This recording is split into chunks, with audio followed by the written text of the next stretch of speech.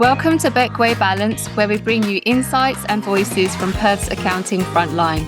I'm Nadene Lewis-Laing, and together we'll unpack the stories, the challenges, and the wins that define accounting careers right here in WA. Welcome to Beckway Balance. I'm your host, Nadene Lewis-Laing, founder of Beckway Professionals. Today, I'm joined by John Thornett, Director of Peak Strategies. John has built an impressive career in public practice, specialising in business advisory and valuations, particularly within the pharmacy sector. Alongside leading Peak Strategies, he's also embraced podcasting and is a passionate advocate for men's mental health. John, thank you so much for joining me today. Welcome to the show.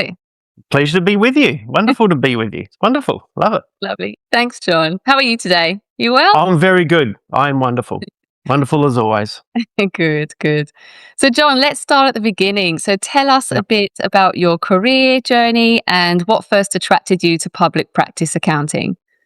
Oh, well, I was one of those rare people that I knew what I wanted to do in year 10 in high school, which is quite an odd thing these days. But so my uncle was an accountant. He had an accounting practice all his life. And my two cousins initially were accountants as well. And my dad was a mathematician. So there's some good breeding there. There's some really good breeding It's in your blood. It was. And I was just attracted to business and to strategy and numbers, and it was just something I was attracted to. So I went and did an accounting unit in year 10 and a business unit, and that was it. And I was happy. So that's what started. My uncle always encouraged me as well. He encouraged me, go be a chartered accountant. It's something that go be a chartered accountant. You won't regret it. So after uni, I went to Curtin Uni. I was a Curtin boy. Mm-hmm. And outside of uni, when I finished that, I started, you apply for jobs as you do to commerce and various public practice firms. And I got a job with one accounting firm on St. George's Terrace in the city. And I was there for 18 months, absolutely despised it with a passion. Absolutely hated it because there was such a toxic environment there, and the partner I was working under was a real narcissistic bully. For me, my memories of that time was this sheer anxiety and dread of going to work each day, and there was this anxiety that built up with me starting Sunday afternoons of just sheer dread about going in. And so I was bullied and torn apart in front of the entire office. And it took me a long time to recover from that. Mm-hmm. There's still aspects of that still impact me today. It was horrible, absolutely horrible. And so 18 months later, I got a job with another accounting firm, and this was the early days of Walker Wayland. Yeah. And I started with a wonderful guy that I loved to bits, a gentleman by the name of Joe Lamhart, and he had a long history in pharmacy. Mm-hmm. And he had spatterings of clients all over the place, but he just had quite a few pharmacies under his belt. And this was 1995. So that was my first entry into pharmacy was 1995. So, I was with him for the next 15 years. Wow. But it was a place where you felt welcome. There was laughter and love and shits and giggles, and it was just a fun place. But you learnt a lot, and I learnt a hell of a lot from him. He was this wonderful guy that you could just see he was able to adapt to different people regardless of their background of who they were, and everyone just loved him. He could go to a pub and come out with 10 new clients. It was an amazing person. So I was with him for 15 years. I spent 12 months managing an accounting firm up in Karratha in the northwest. I was up there for 12 months, which was an interesting phase of life. And then 2010 is when I left there and started my own practice, started Peak. And that's where that journey of business ownership commenced from. That's incredible, isn't it? It's a fantastic journey. You went from sort of highs of studying and then the lows of understanding what a toxic environment is and what it looks like, avoiding that like the plague, and then going from one opportunity to another in terms of like having the pharmacy exposure and having a fantastic leader. That's really, Yeah, that's yeah. really cool. Like anyone's journey. You have your highs and lows, and sometimes the bad experiences you have aren't necessarily bad experiences. There's some really good things you can learn from them. And so even though those first 15 months were bad, it taught me a hell of a lot about culture, which ended up creating one of the greatest assets I ever have, was culture. Mm-hmm. So even though it was quite traumatic for me, it bred something within me that I valued a lot later, and that was how not to do things. Yeah. There you go. You learned from the very beginning. Yep. And did you ever, so during that journey, did you ever see yourself becoming a business owner? I know you talked about this in your earlier days. You knew you wanted to be an accountant. Did you always know that you were going to have your own accounting practice? Well, if you asked me, do I want to own my own accounting practice? To be honest, I probably wouldn't even thought of it, because my mind was more of, there was a ladder. There was a process that you went through. You went to high school. High school got you the qualifications to go to uni. Do enough at uni to get a degree, to get a job. And when you got a job as a grad, to intermediate, to a senior, to a manager, to a partner. And that was just the career trajectory that I wanted to follow. So I always knew I wanted to be a partner, but it probably never occurred to me that being a partner was actually being a business owner. Yeah. And it was only after I became a partner that I had to switch from being an employee to being an employer. It was only at that point of, oh, hang on, I own a business now. And okay, things have changed. I need to think of this differently now.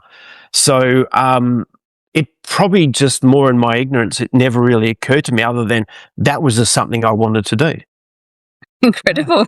And there you go, you've done really well. So speaking of your journey, I'd love to speak about Peak Strategies, which is the practice that you've built and set up. So Peak Strategies has got a fantastic reputation over the years you've built that.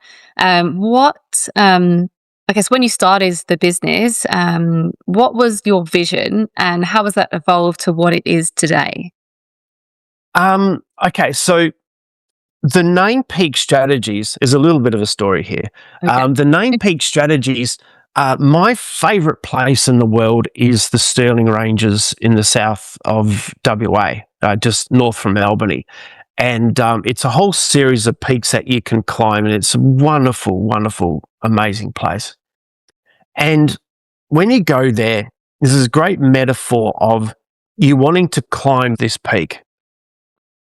And could take you, 2, 3, 4 hours to do it. So you're standing there, you're standing at the bottom, you look up and you think, oh my God, how am I going to be able to manage up there? But you go follow this path, step after step after step, and you reach the top. So you know that you stand at the bottom, you follow a path one step after the other, and you can reach your goals. But Peak Strategies was actually named after the view when I was at the top.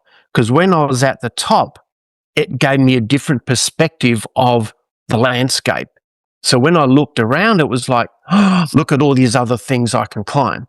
So it wasn't about reaching a goal. It was all about reaching a goal gives you a different perspective on life, which then enables you to see the world differently. And therefore it becomes the journey and not actually reaching a goal and a destination. So that was the whole philosophy behind Peak Strategies. But I remember in the early days, I was sitting down with a mentor at the time and I was thinking, like, what do I want to do? Because I didn't want to be the same as anyone else. That was a very, very much a John thing.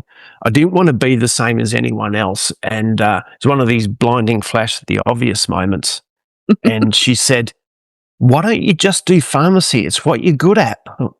Okay, that's what I'm going to do. I'm just going to do pharmacy and I don't care about anything else because that's what I'm good at and that's what I enjoy. And so that was the point. I think I'm just doing pharmacy. That's all I'm doing. That's my target area.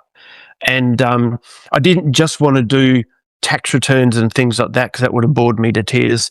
I wanted to be someone who just really understood the business model of pharmacy, and I wanted to be able to help clients from a whole variety of aspects, not just doing tax. So, and that's pretty much what it evolved into. We ended up being this accounting firm that ended up having a quite a good reputation in the industry because that's all we did. Like, we never hang out with accountants, never bothered about accounting conferences and things like that. We're not remotely interested, but pharmacy, that's our people. And, we can go to these conferences and we talk to people all day, or people we've known for years and years and years we're just part of that industry. And so the people we had, the team that we had within Peak, all knew pharmacy very, very well because that's all they did. And they knew pharmacy very, very well. So I grew this team of professionals who were wonderfully gorgeous people, but we're just so much immersed in the industry that it was just a joy to be a part of. So that's what it evolved into, this highly specialised accounting firm. It's incredible. No, it's an amazing achievement, and you stayed true to that original vision as well, from standing on the top of those peaks. So what would you say has been the most, rewarding part of that journey? Because you've gone the whole way through now, and we're going to talk about where you're at in your career now. That's obviously quite exciting, but could you shed some light on that? Number one, the team. The team at Peak are the most beautiful, gorgeous people. I love them to bits because it's a culture that you breed. And this is the one thing I learned from the first accounting firm, is that I knew that I wanted a culture that people were free to be whoever they wanted to be. Mm-hmm. They're free to be their authentic self. So it was the type of thing that I wanted people to want to come to work, that they can go to work and you can laugh and carry on and be an absolute idiot. We just love each other for it. So the team was the greatest highlight, the most beautiful souls you've ever seen.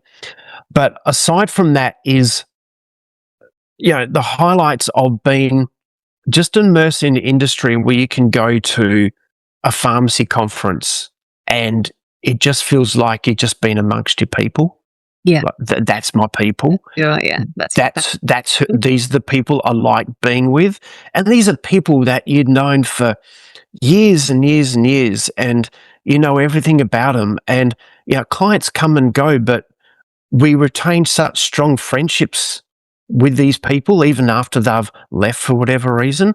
We still retain such strong friendships, and we can go there and you're just talking nonstop. And that is such rewarding. Most rewarding part is just being amongst an industry that you just love. Yeah, absolutely. And even when I'm out there and I mention to potential candidates and things, like in the past, I've done some recruitment for your office. And as soon as I mention it's an accounting practice that specializes in pharmacy, it immediately piques the interest of the accountants. They're like, just pharmacy? How does that work? And then I tell them all the things that you do. It's incredible. Like, it's very impressive. It is, yeah. It is unusual because there's not many of us. There's probably 4 accounting firms in the state, roughly, that are really good at pharmacy. And of those that do valuations, I'm one of 2 in the state that can do valuations. So it is like highly specialised. Yeah, definitely. So you've become highly regarded in business valuations in the pharmacy sector. What sparked your interest in that area, and what do you enjoy about helping your clients understanding the value of what they've built? Yeah, so when I was at Walker Wayland and I was in the partnership phase, I was in partnership with Joe. Our bank manager at the time, because we did a lot of pharmacy, but our bank manager at the time was in ANZ and he was in health. And he said to us one day, look, we don't have anyone in WA on our bank valuation panels. Okay. Do you want to do it? I said, yeah, straight away, hands down, opportunity, let's go. And so we took that opportunity and we ran with it. And then we got on all the major banks' valuation panels. And so, give it like a year or two later, we were valuing just about everything that happened in WA. And just about everything that happened in WA went past our desk. And that's what grew that, because it became such a specialized thing. But it was the one thing that I just really, really enjoyed doing.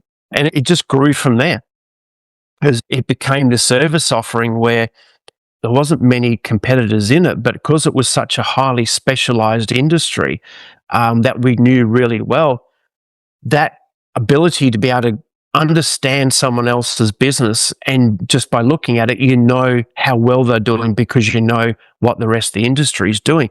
It also means that a simple conversation, you can give so much value and insight into someone's business just because of your knowledge and expertise. Yeah, you're definitely. And which means a simple conversation adds so much value, so much value. And so the thing about valuations is you end up creating this report, which the numbers tell the story. And so you can create this report that people then understand how the business is working, how the numbers work, and also the whole story behind how they're trading and all the different components that adds into, this is my business and this is what it's worth and this is why it's worth what it is. So it gives them tremendous insight into their own business. Yeah. I have a question for you, John, because I'm just curious. Yeah. Yeah. So with the valuation side, so what's one thing, I don't know if we're allowed to say, but what's one thing every business owner can do to increase the value of their business as a pharmacy? It's okay. So valuations of pharmacies are based on their earnings and what we call sustainable earnings. So it's the earnings that the business can generate regardless of the owner. And when they're able to generate sustainable earnings that grows year after year after year, then you've got a business that's highly valuable. Okay. So then it's understanding what's all the buttons and levers that you need to push and pull that is going to generate those earnings. And then the real trick comes down to, because understanding those strategies of what buttons do you need to push, what are the strategies behind growing, that's not revolutionary because everyone knows that. The difference is the different owners' ability to go and implement strategies and follow them through and to get them to work. That's where the real leverage is, to someone who's creative enough and is a strong enough leader to go implement things, to try to stuff it up several times, but to keep going and just understand the strategies that work. And that's what separates a good business owner from a bad business owner, is those who just implement stuff and create and change and shift and move, but just implement stuff. Yeah. Okay, good. Good takeaway advice there for some of the people listening. Yeah. So I want to talk about some of the lessons that you've picked up on from business owners, because you would have seen all sorts of things over the years. So Yep. Yes. so throughout your career, you've worked alongside many successful business owners. That's a given. What are some of the biggest lessons they've taught you about building successful businesses and successful lives? Culture is everything. Okay. Okay, the culture you breed is everything, because that culture, when you get it right, just instills a performance and it's like the soul and lifeblood of a business. Get that culture right and it just transforms everything that you do. And that was what I learned from the most successful pharmacies that I've seen. These are the ones that grow year after year after year and just produce extraordinary numbers.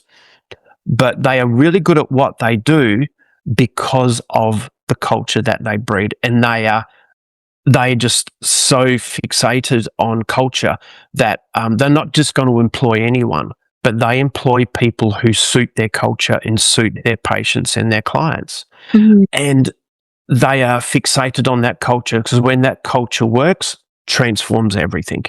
So they are fixated on culture and selecting the right team, which goes back to what you do. Selecting the right person and the right person that suits that team is everything. That's what separates the good ones from the bad ones.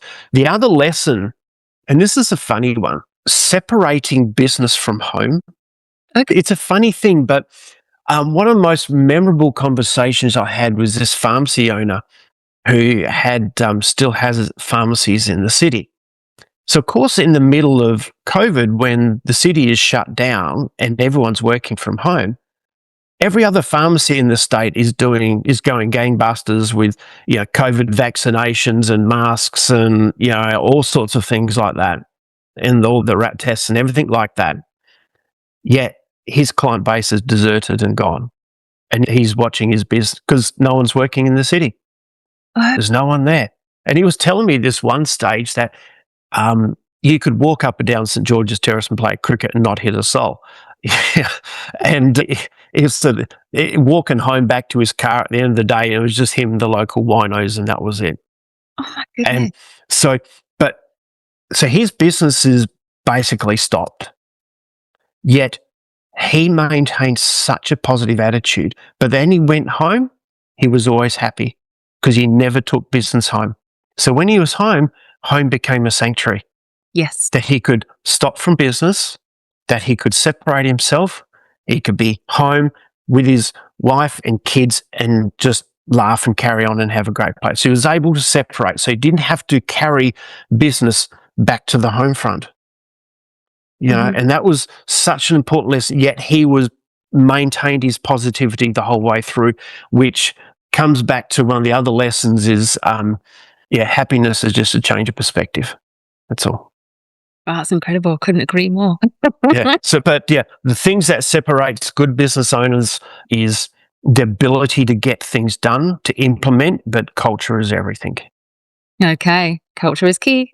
Yep. And I guess another thing I wanted to sort of just segue into, because you started touching on this as well, and we talked about this earlier, is as well as the accounting side of things, as well as running practice, you've also got into podcasting as well. Yep.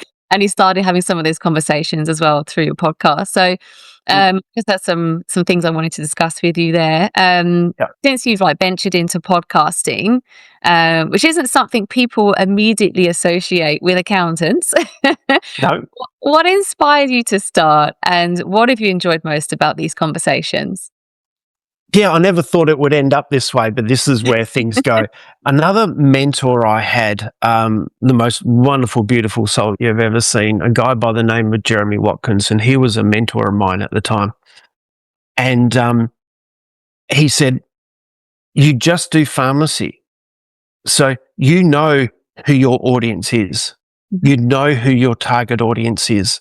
So you know that for you to grow, you need a marketing machine because you know who you're targeting. It's not like other accounting firms are just these all-round sports stars and have clients from all over the place. You know who your target audience is. So therefore, it's a great opportunity for marketing to go and to actually go target your industry. So that's what we did. So I recruited a marketing expert with a simple KPI of just make 3 times your salary. Whether that was right or wrong, I had no idea. But whatever I pay you, just make 3 times that per year in new clients. And she does it all year, every year. And she is the most talented marketing person I've ever come across. She's just exceptional. So we went through this marketing phase of redoing websites, but then there was blog posts. There was a time I was writing a blog every single week for not only for us, but for the Pharmacy Guild of WA as well, and just doing blogs every single week. And she goes, we should do a podcast. I go, why do we want to do a podcast? I know nothing about a podcast. She goes, well, people don't always want to sit down and read, because you have those people who learn by reading. You have those people who learn by visual. You have those people who learn by audio. And so all your client base at some point are in the car going to the pharmacy, or they're on their bike, or they're going for a run. So we just need to do a half hour worth of podcast to get out there, and we can smash that all over Australia. So great. This is a John thing of just, yep, let's just go do it. No idea what I'm doing, let's just go do it. And so $100 microphone from JB Hi-Fi and a laptop, and download this program called Audacity. And so we just sat in our boardroom and just talked shit for half an hour. And then we ended up over time wanting to improve we wanted to improve the audio quality. So we ended up hiring this podcast studio in Osborne Park for like $35 an hour.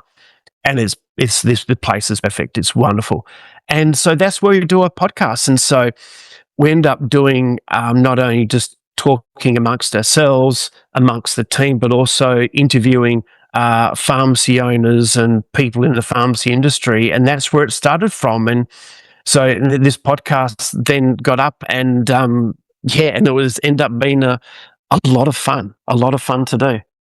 Podcasting really is. It has a way of bringing out different conversations with people you've known for many years that you wouldn't normally otherwise get the opportunity to have. That's exactly right, yeah. It's really good. And has it changed the way that you've built any of your relationships, or is it still the same, but it's just extended those? Yeah, it's the thing about the podcasting is just two people talking. Two people talking in front of a camera, or in front of a microphone, and you're just talking. So it just becomes this normal conversation. But you find out so much more about the person that you wouldn't ordinarily know about. And so you get to understand them more personally. And so when you're talking to pharmacy owners, it then helps you realize that, look, these are humans underneath. They've gone through experiences. And the key to it is then understanding who is this person, and finding out about their history, their trials, their traumas, the things that they've been through, their experiences, because that's where the real person is. And everyone has a fantastic story to tell. You do. Everyone has these great stories to tell because everyone has been through experiences that other people can learn from. 100%. Agree with you there. It's very, very insightful. So I guess listening to your journey, going through podcasting, business, all sorts of areas there, I guess an area that isn't natural for everybody is the leadership piece, because it's like, okay, well, we're going to go and do all these different things. How do you learn those sets of skill sets? So as your career has evolved from an accountant to a business owner, mentor, podcast host, you name it, how has your leadership style evolved along the way? It changed quite a bit, because it went from systems and strategies and performance and KPIs of striving to reach those goals. It went from that initially to understanding the people. It's all about the people that you work with, and it's getting the best out of the person. So just understanding leadership is all about getting people to be the best version of themselves, and understanding what are they good at, what are they not good at, and putting them in an environment where they can learn and grow and thrive in their own natural way. And it's just getting the best out of the people that you've got. And the thing that we created at Peak was this wonderful environment where people were free to be themselves. And that as a leader, you know when to enforce, you know when you need to discipline with love. But you also know that as a business owner, you're just one of the cogs. Just because you're a business owner doesn't mean that you're the king of the castle. You're just one of the cogs that makes the thing work, and that everyone's equal to the receptionist who answers the phones, to all your accountants, to the practice manager, to your senior managers, to the marketing team. Mhm. Everyone is just as important as everyone else. So all you're doing is guiding people and put them in an environment and getting them to work in the way that they naturally thrive. Do that, and then the results count for themselves. It just breeds itself. So leadership is just all about getting the best out of people, but not in a harsh, perform. We've got to hit these targets, and you've got to hit 80% productivity, and you've got to do 70 hours a week. That's nothing like that at all. It's just, we went from 8:30 to 5. We had our long days, but we went from 8:30 to 5. We didn't do long hours, but it was the most wonderful team. But we just got the best out of each other. And how do you do that? How do you help, others in the team to grow? How do you nurture them to become the best versions? The best thing you can give to someone is the courage and bravery to be themselves. Mhm. And when you have a culture that everyone feels free to be themselves, that there's a trust that you build, Mhm. that you trust the other people because you know that they can hold you when you're having a bad day, Mhm. that you can hold them when they're having a bad day, that you can have difficult conversations amongst each other because you know it's coming from a place of love. Yes. And that you can sit there doing your work and you can laugh and carry on and have the most ridiculous conversations. But you also know that there's a pride in what you do. And everyone has a pride in what they do. Pride for the team, pride for each other, and for the clients. And so it just breeds itself. That's great. Great insights, great advice there as well. I love your philosophy on things. It's the way you look at things. It's so different. So earlier on, you were talking, rewinding back to the beginning of the conversation, you were talking about your sort of beginning stages heavily influenced the way that you went about your business. So who have been some of the biggest influences or mentors throughout your career, and what have they taught you? Okay, well, there's a couple I've mentioned already. Jeremy Watkins, who's more of a leadership expert, is the most wonderful, beautiful soul you've ever met. He has been on and off a mentor of mine for a long time, and he's just changed how I see myself, how the strategies behind the business, how how I understand myself. And even to this day, you still have wonderful conversations with him. So he's been incredible.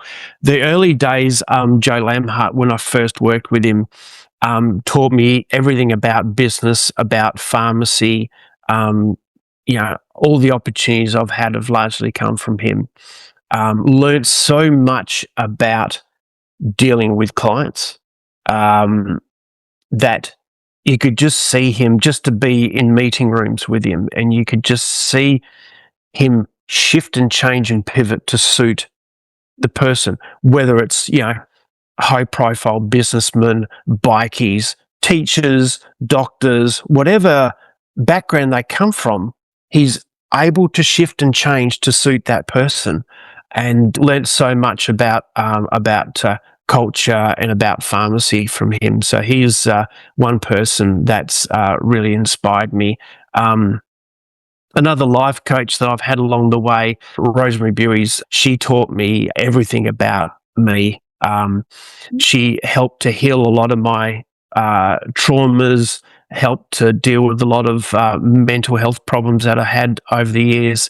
And she taught me how to love myself and how to have a good relationship with myself, and also how to grow and heal and to evolve who I am to become the best version I can of me. So she's been another one who's been very instrumental in my life as well. Yeah. And of course, a lot of clients, but there's some clients I've had that I've just, dearly loved, who've taught me so much. Paul Rees, Andrew Stent, Swarup, Afsar, all those guys have just taught me so much about business and love them to bits.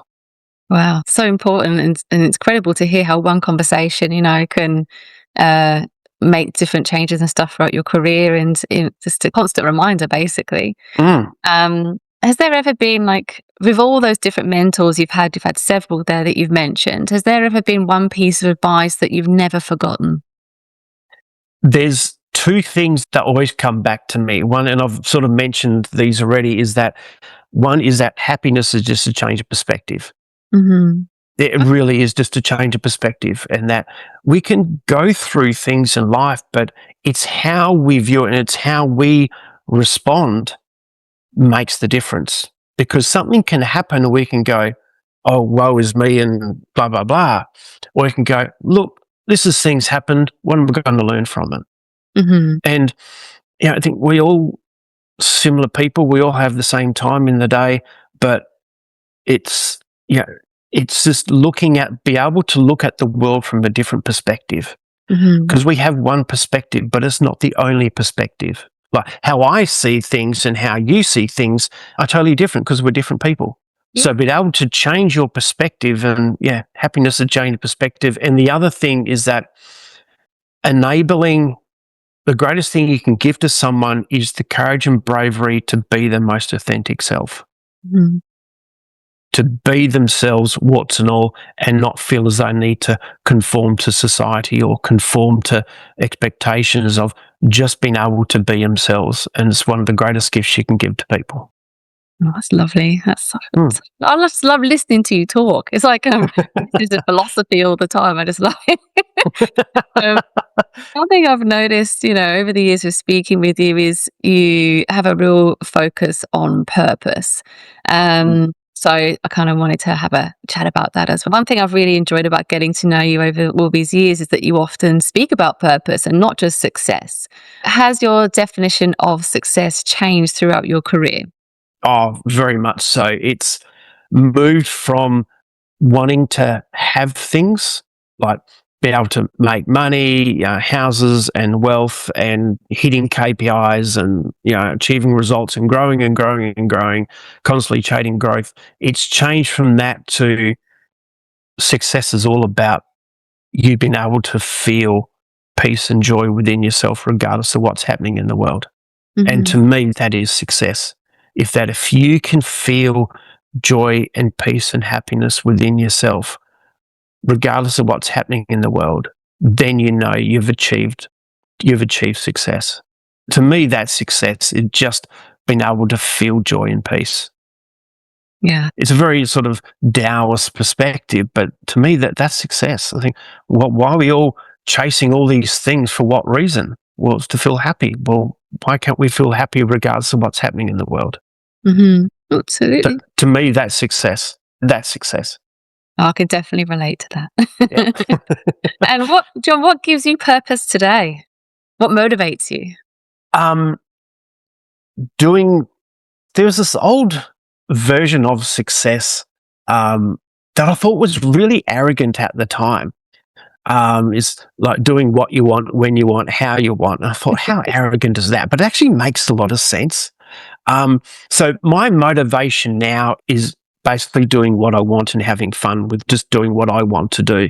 And also just growing and evolving myself as much as possible. I like to confront my shortcomings. I like to know where my limitations are, and the joy in having to evolve myself and just having fun and just doing what I want to do. That's what motivates me, is to find that joy and just do things that challenges me, that I'm going to get frustrated and pissed off with, but I can grow and enjoy what I do. That's what I get motivated for, is just doing what I want to do, and just growing myself. Yeah. And you haven't stopped. Like, all the years that I've known you, every time I call you, there's always something. You're always doing something. You're striving for something. You're trying something new. You're constantly. Yeah, it's just what I'm like, is I like to grow and evolve, and I don't like to be stuck in the same way of thinking. I like to unlearn things and to relearn things and to look at things with different perspectives. Yeah. Yeah. Yeah, no, you've definitely done that. I can vouch. I've witnessed And it. look, there is one thing I will admit, and I'll put my hand up here, of something that I had to unlearn was my attitude on recruitment agents. Yes, Dear yes. Nadine. Yeah. When we first Because spoke. Oh. when we first met, let's say my relationship with the recruitment agents wasn't the best. Oh, no. It was, I did not like the industry. They were full of, thieving so-and-sos. Not me. There was phase when I need to recruit, and you came in, and I thought, oh, okay, it's fine. And you changed my perspective entirely. So that was a moment of unlearning and relearning. Yes. No, I remember. I think you told me a story about some recruitment cowboys. Let's say that. Yep. And I completely agreed with you on it at all points because I've seen it as well. And I was like, no, I just don't operate like that. I just don't. And I said, let me have the opportunity to show you otherwise, and you did, and it's been fantastic Yep. ever. It's been great. Very true. So there's one little moment of unlearning and relearning. Yes. Excellent. So purpose also seems closely connected to another area that you're very passionate about, which is men's mental health. You've become, I'd say, an advocate for men's mental health, which is such an important conversation to have. Yeah. Yeah. What inspired you to become involved in this space? So it's funny how these things evolve, isn't it? Mhm. Because through my own experience of my own mental health and anxiety and insomnia battles over the years, I've had to learn how to grow myself and to find peace and love within myself. And one thing leads to another, and I end up people around me sort of encouraging me to have these types of conversations. Yes. And because you look at, the rate of suicide and mental health within men is, it's at epidemic levels. It's bad. And you look at the way masculinity used to be, and something within me, and through the encouragement of friends and family, was perhaps I need to have these conversations with other men. And so that caused me to start learning, but also to start observing other men and their behavior. And I think, well, there's got to be a better way that we can go about things. And that started what I do now. Part of what I do is this fun thing called the Healing of Man podcast, which I've just started. The Healing of Man, and it's just conversations that I have all about how to evolve modern masculinity to something that's more healthier and more sustainable. And it's something that that I do not for monetary reward, because I just do for the love of it. And it's something that I'm doing, and I'm learning a hell of a lot from it, not only about myself, but also about how we can evolve as men and how we can evolve to something that's more healthier and more sustainable. And just going through and talking about different topics that's hopefully people who listen will then be able to, well, okay, well, here's something here I can learn from. Yeah. So it's something that's sort of dear to my heart, because I want to see men to be able to be felt as though they are heard, felt as though that whatever they're going through, they're not alone, that maybe there is a different version that we need to evolve into, and do it in a sustainable way, but also in a loving, respectful way as well. Absolutely. No, thank you for sharing that, John. Like, I really appreciate you speaking so openly, about your personal battles, and then also, the value that you're able to give to other men listening. S- Talking about that, like, what message would you like the men listening to the podcast today? What would you like them to hear? What's your message to them today? I would say none of us are perfect. We all have flaws. We all have limitations, but it's maybe have a look at yourself, have an honest conversation with yourself of, where are my shortcomings? Yeah. Where am I hiding from things? Where am I not necessarily conducting myself in the best way? And maybe let's go out there and with some courage and bravery to go and tackle my shortcomings and just admit to yourself that, look, maybe there's some things here that I need to deal with. And there are plenty of avenues and resources out there by which you can get some help. And whatever you're going through, you're not alone. Many men have trodden this path before, and there are many wonderful facilities out there that can help you.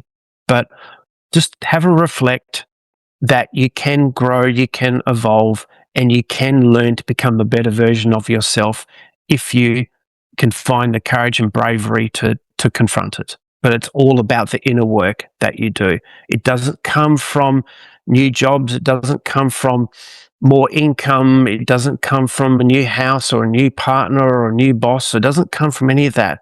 That it's all about the inner work that you do, and you cannot avoid it. It's about the inner work that you do. So, yeah, have those honest conversations with yourself and go and find, whether it's my podcast, whether it's another podcast, where there's different people out there that you can go get some help and have someone to talk to, because there's plenty of resources around.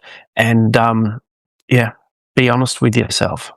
No, thank you for sharing that. It's such a sensitive topic, and it's a lot of people are going through it or have experienced it with family members, cousins, brothers, all sorts, you name it. I don't think there's many people that hasn't been touched by it, unfortunately. So it's definitely something that needs to be discussed. I'd encourage them to listen to your podcast or even reach out to you directly, and to listen to what you've got to say, because there could be some little nuggets in there they take away that will help, change their perspective on some of the things that maybe they're struggling with. Absolutely. Yeah. Right. Yeah. So let's talk about looking ahead, I guess. Yes. I'm interested. Let's go back to the accounting world now. Yeah. Yep. Yeah. So looking ahead, I'm interested to hear your thoughts on where the profession is heading for accounting. I guess the hot topic at the moment with most things, especially with accounting, is AI technology, and the changing client expectations. What excites you most about the future? Okay, so when I first started, like, my ability to produce a set of financial statements was based on bank statements, check butts, and deposit statements, and you're going through and you're coding up every single bank statement entry yourself, and that's how we used to do it. Now, at peak, like, we get to a point where the transaction at customer front to a fully reconciled set of financial statements can be done without a human touching it. It's that easy. But what has changed, and this is one thing about being an accountant that I didn't really understand, and we internally sort of joke about this at peak, is that a degree in psychology is worth more to me now than a degree in accounting, because you go from spending so much time on a set of financial statements now at a point where tech can enable you to produce those set of financial statements without a human touching it, which means the accountant role needs to change. And what I've learned is that accountants being trusted advisors, you become a trusted advisor in many aspects of their world. So you end up having conversations not only with your team, but with clients about the things that they're struggling with, relationship problems with their team, of their own inner mental health battles, of where they're struggling with their businesses, of financial pressures, with all sorts of things like that. And these are where this is where we start to have these conversations more and more and more, and you can. And this is one aspect that really surprises me, is that I can have a brand new client come to us and we start asking questions about them and their business, and you see them start to get emotional and about the pressures that they're feeling, and that the long hours and what that's doing to them in relationships and things like that. And these are people you've only just met, yet they are unloading so much to you. So it's going to force accountants to be less on producing financial statements and tax returns, and it's going to be all about your ability to communicate to the human, because we can have AI and we can have tech to the cows come home. Yes. But you still need to be a human, and you still need to know how to connect with other human beings. So therefore, your ability to communicate and your ability to communicate very complex things to another human being who also has emotions and limitations and their own problems in the world, being able to communicate that in a way that they understand it, and their ability to be able to help someone through a problem in which that's really troubling them.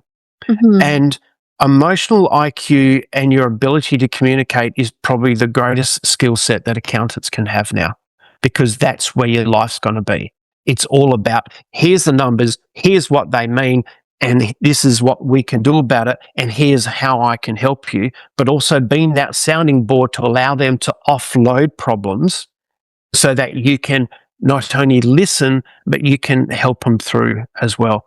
So it's technical skills, and this is what an old mentor of mine, this is what Joe used to tell me, is that your technical skills is only about a quarter of a third of your success. The rest of it comes down to your ability to communicate and get on with people.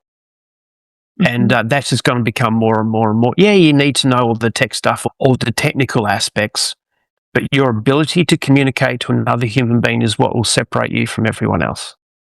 Absolutely, I agree. I was actually going to ask you, what advice would you give, to someone stepping into accounting today, but you've pretty much just your ability to communicate, understand human beings, emotional IQ.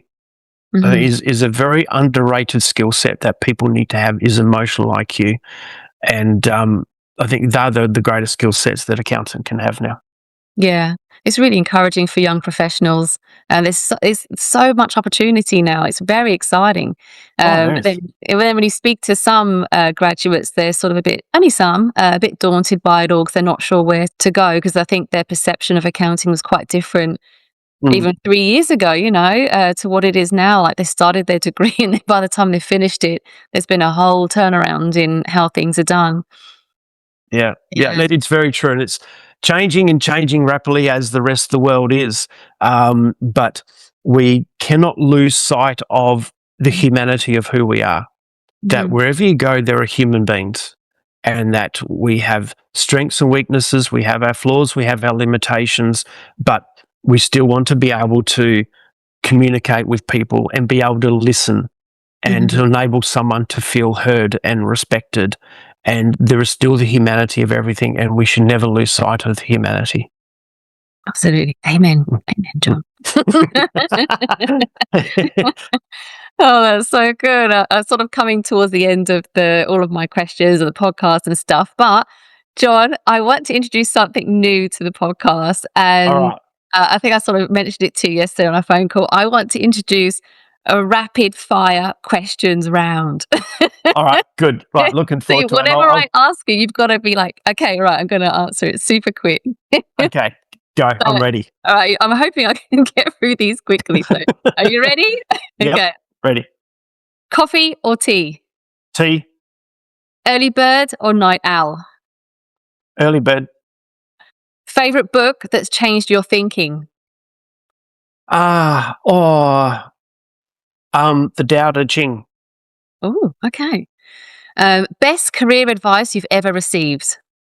Separate business from home. Yes, yeah, it's a good one. What habit you couldn't live without? Exercise. One person.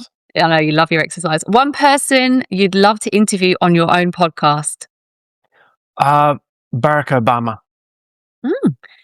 If you weren't an accountant, who do you think you'd like to be?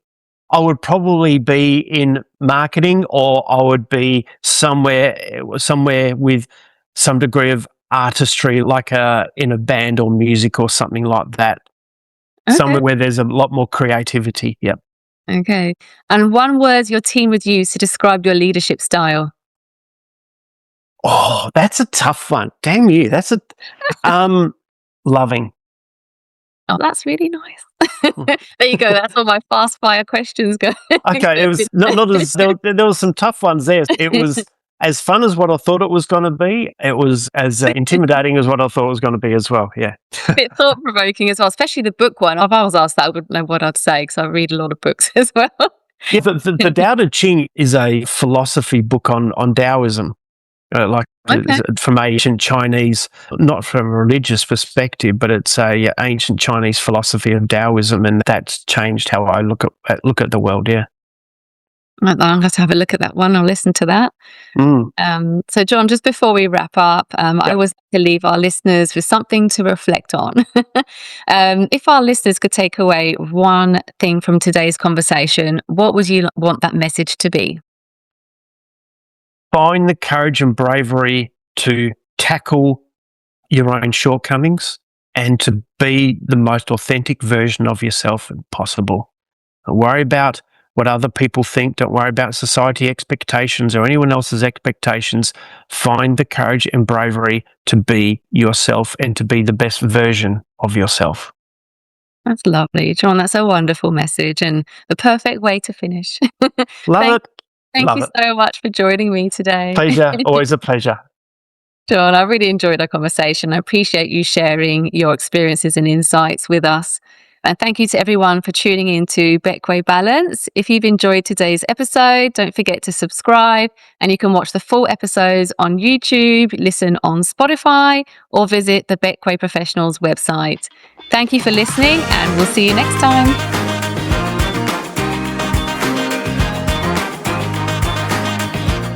You've been listening to Beckway Balance, insights and voices from Perth's accounting frontline. Follow us for more real stories and practical insights from Perth's accounting community.